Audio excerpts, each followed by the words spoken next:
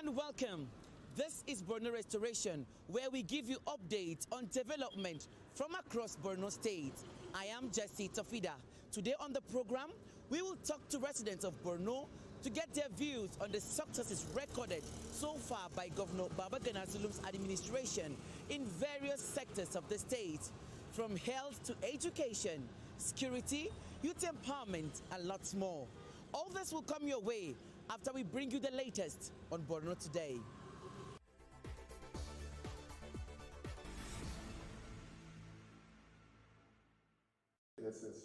The council chamber spoke the language of urgency and resolve as Governor Zulum laid out a roadmap he says will translate policy into visible progress. The governor declared his administration fully committed to ensuring citizens feel governance, not just in speeches, but in safer streets, improved hospitals, stronger schools, and expanding infrastructure.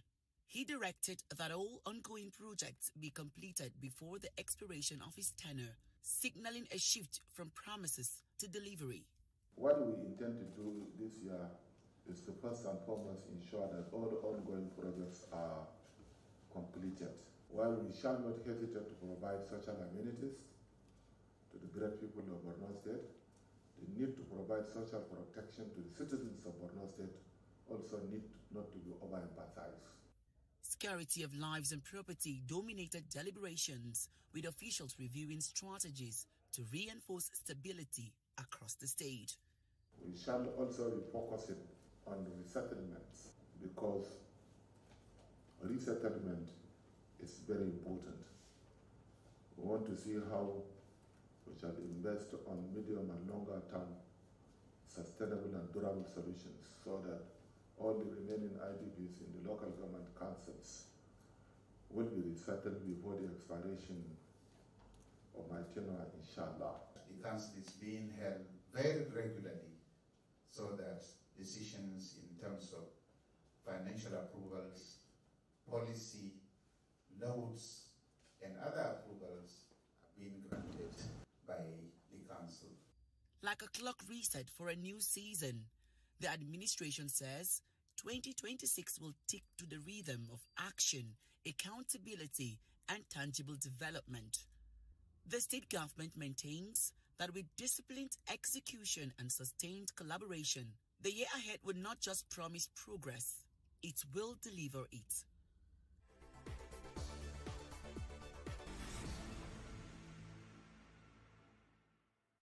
For years, vast farmlands across northern Borno lay silent, their fertile earth abandoned as insecurity drove farmers away. But today, that silence is breaking.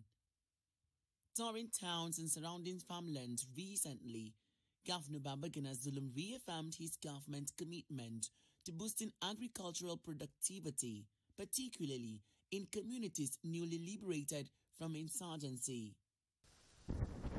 With visible satisfaction, he noted that as peace steadily returns to many parts of the state, farmers are gradually reclaiming their land and restoring life to the soil.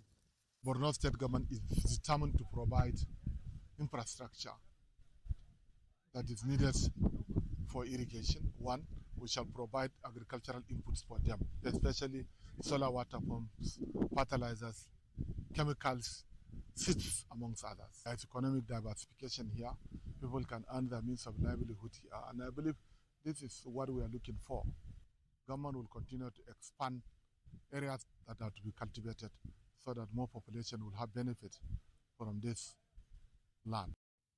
The state government reveals working in close synergy with the federal government and development partners to ensure that returning populations have the support needed to restart farming activities. It is about restoring and stabilizing food supply, protecting livelihoods, and strengthening national food security.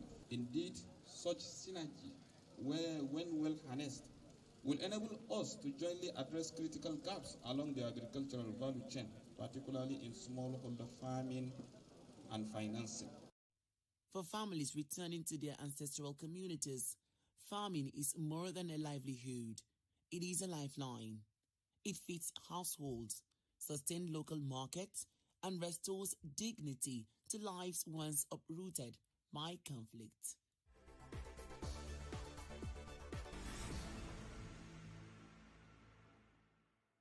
At Ramat Square, stacks of food items stood shoulder to shoulder, almost as if they knew they were about to rewrite the story of hunger. This is the latest phase of Governor Babagana Zulum's humanitarian outreach, a mission where relief wears the face of government and empathy speaks through action. As Ramadan approaches, the food supplies appear almost eager to journey home with those who need them most. Let transparency be your watchword. Let fairness be your guide. These items are not for sale.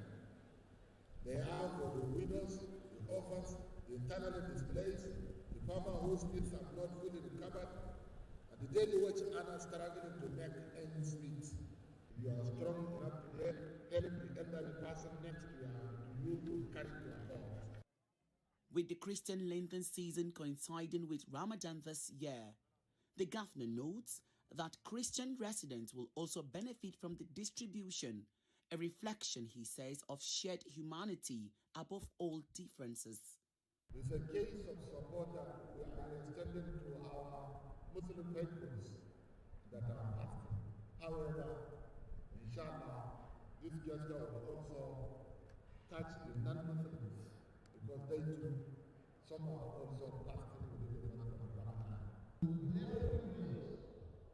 In all the 7 local governments of Borno State, I believe promises made must be kept as His Excellency has kept his promise to the citizens of Borno. The exercise unfolded with remarkable coordination, security personnel and volunteers working like the steady hands of clock, ensuring the process remained peaceful and stampede-free. In a season defined by sacrifice and reflection, this intervention arrives as a timely ally, softening the harsh edges of economic strain and reminding many that sometimes governance sounds like kindness. Jesti Tafida, TVC News, Maiduguri.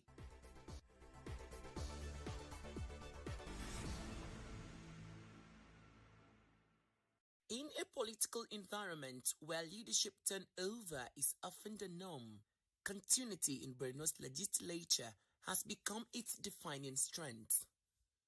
For 14 consecutive years, the Speaker Abdul Karim Lawan has presided over the House with what colleagues describe as calm authority, strategic diplomacy, and an uncommon ability to build consensus. Under his watch, the House has passed about 186 bills into law spanning security, education, healthcare, and agriculture. Bill for the School of Health, School of Nursing. I think it's too numerous to mention, but these bills for the civilian JTF, Borno State University, Borno State Teaching Hospital, Security Trust Fund, Education Trust Fund. That's some of the very important bills. We are going to do our work diligently, cooperation, with understanding one another. That is how I succeeded in cooperating with all honorable members to serve this House of Assembly. Lawmakers say his leadership style is less about the sound of the gavel and more about the strength of dialogue, a trait they believe has fostered unity within the Assembly. All those qualities you made mention of, he has it. Patient, unbiased, courageous.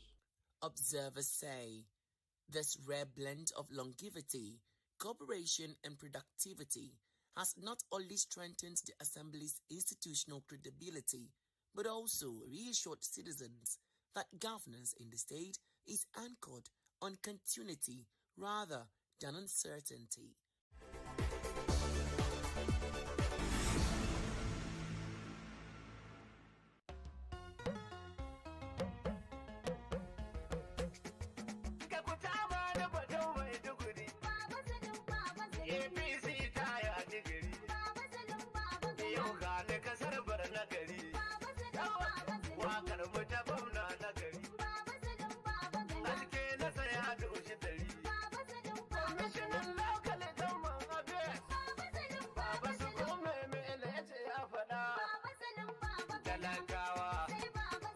masu kuɗi, dattijai da matasa ma, APC ke ce ta gari, masu baki ga wasali, Profesa baya a katali, mi budiri mi shagali, mun ɗar musu mun samu wali, sun san haka, kuma haka, su ma haka, ni ma haka, kai ma haka. Actually, if I will start listing projects that Zulum has done that has impacted me and the common man, it is uncountable. But one thing I know that has impacted the common man to the grassroots level is the introduction of mass transit and then the electric taxi within the metropolis. You know, actually with the removal of fuel subsidy, life has become very, very challenging to the common man. But to be sincere, the Zulum's buses and taxis have really touched the common man to the extent that almost everyone is saying, go to the grassroots and ask. Everyone is saying that it is one of the things that a common man knows that there is governance around, because people think that government is not something that has to do with the common man, but this transportation aspect alone has changed the narrative. Now that everyone has been impacted, not only the masses, even wealthy individuals now park their cars and follow the Zulum buses.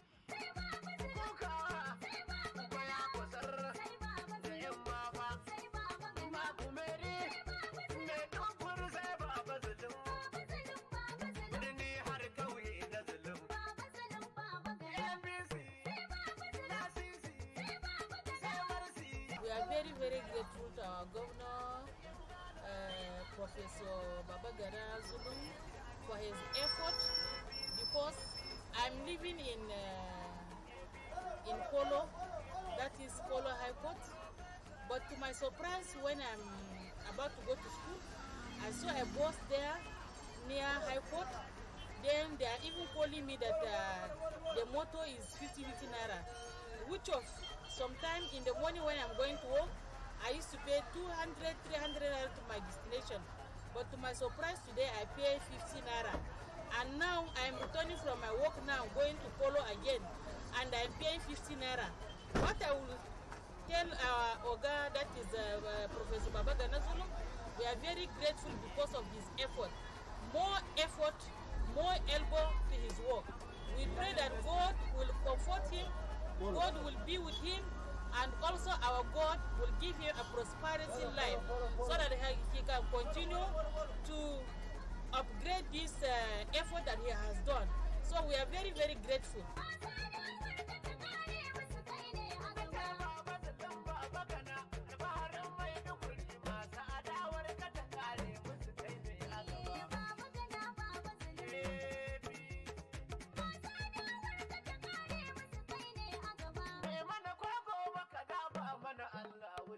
Every citizen of Borno will acknowledge that yes, there is a government in the state. This government is all about service delivery and good governance. We have witnessed quite a reasonable and unquantifiable service delivery in terms of physical as well as policies geared to improve the lots of the citizen. For me, if I'm to take one, certainly I will say the governor's commitment to service delivery and people-centered governance. This has been a hallmark of Governor Zulum. However, to talk on the structures put in place, it's a remarkable improvement in the provision of health facilities, ensuring that citizens have access to affordable and accessible healthcare delivery, education, We all know that before now how the Boko Haram incidents has been a problem to us, and what they were saying, Western education is taboo. The governor is on his oath to ensure that he has revived the education sector to ensure future development of citizens. Not forgetting our brothers and sisters who are displaced by the insurgency and the governor's commitment, moving irrespective of weather, time, and hard-to-reach locations to provide succor to citizens in terms of humanitarian support and giving them that hope that yes, they have something in the future to do, taking them or making them understand that the hopelessness of this Boko Haram will soon be over, and giving hope and livelihood support to ensure that they pick up their pieces and then continue with life as it used to be. A restoration of peace in Borno, people can attest that yes, peace has gradually returned to Borno. People go about their normal life. For somebody coming out of the country, out of the state, only feels about Borno, he look at it from a different perspective. But when you come here, you begin to wonder if at all this is the Borno people have been talking about outside the state. Life has returned. There were remarkable improvement in terms of structures, infrastructure. If you come into the state capital, you certainly know that there is a governance, there is a government in place, which means Zulum is working, and people have been attesting to it. We appreciate the support they've been giving to the government, understanding his style of leadership, what he means by service delivery and good governance. I can talk on and on and on, but the truth is that in the last 4.5 years of Governor Zulum in Borno State, there is a remarkable improvement in terms of all aspects of human endeavor. For us, he's the only governor because he is someone that has the political will, he has the commitment, and most importantly, he has his people at heart. And if you combine these three elements, there is no way you will not get somebody like His Excellency Professor Babagana Umar Zulum. Now, as a member of his cabinet, you have no option but to support him, because you have a leader that is leading by example. You have someone that does not sleep. So who are you to go and sleep? You have someone that is so compassionate, so caring about the security situation, about the agricultural situation, about resettlement, about reconciliation, about reintegration, about educating the girl child. Who am I, as a mere commissioner of Women Affairs and Social Development, that I will not support him? It's the paradigms are already on ground. There's a benchmark. So if you don't key into what Professor Babagana Zulum is doing, you are already a failure. You understand? So the leadership, the political will, the commitment, the dedication, and compassion for everyone in Borno State leaves us with no option. We are on standby 24/7. There is no commissioner that you say, it's weekend, it's after 6. That does not exist in our agenda, because your principal is someone that leads by example. And so it is compulsory, it is a must that we must employ all the strategies, all the energy that exists in us to ensure that the 10-pact agenda, the 25-year development plan, the 10-year strategic plan of Borno State works. As a Commissioner for Women Affairs, poverty must be brought to zero. Our girls must go to school, both within and outside Nigeria. People living with disabilities must be given their chance. to survive, to exist. Children must benefit, they must have rights to education, rights to shelter, right to good health. And that is why the child rights law has been domesticated in Borno State. And that is why the VAP law is well implemented. We have removed the stigma that is associated with being a victim of rape. We have had so many, over 600 convictions of people that have raped from across the state in the last couple of years. And this is because the culture of silence is no more. Speak out. The governor's wife is our ambassador. She leads. We have gender desks in all the police stations. We are having maximum support from the traditional rulers. The religious leaders are supporting us because our leader is in the forefront.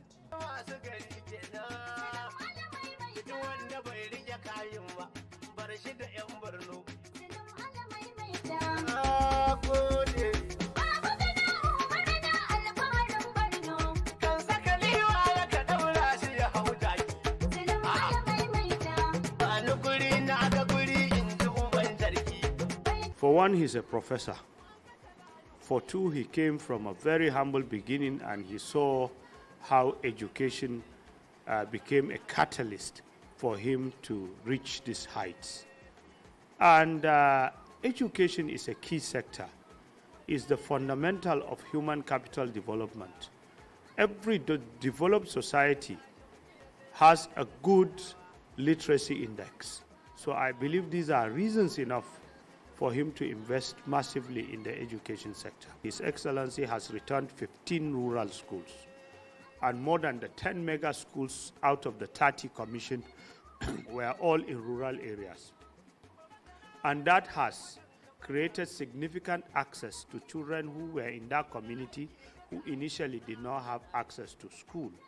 When you go back to those communities, you will now see the presence of schooling, which was not there before. You see, the governor is at the strategic level. He gives the directives. We at the operational level, ours is to implement the directives. So we would ensure that we work on his vision and the focus to see that education is given to the less privileged child, qualitative education. And this is part of our pillar in our 25-year development plan and our 10-pact agenda. So we shall key into it and ensure that this is achieved.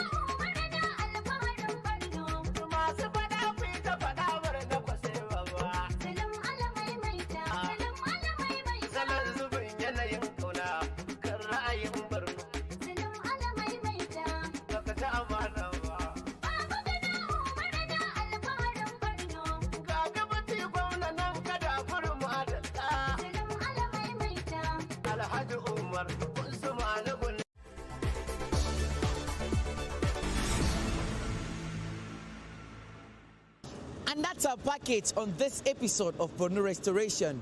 Many thanks for watching. I am Jessie Tafida. See you next time. Bye-bye.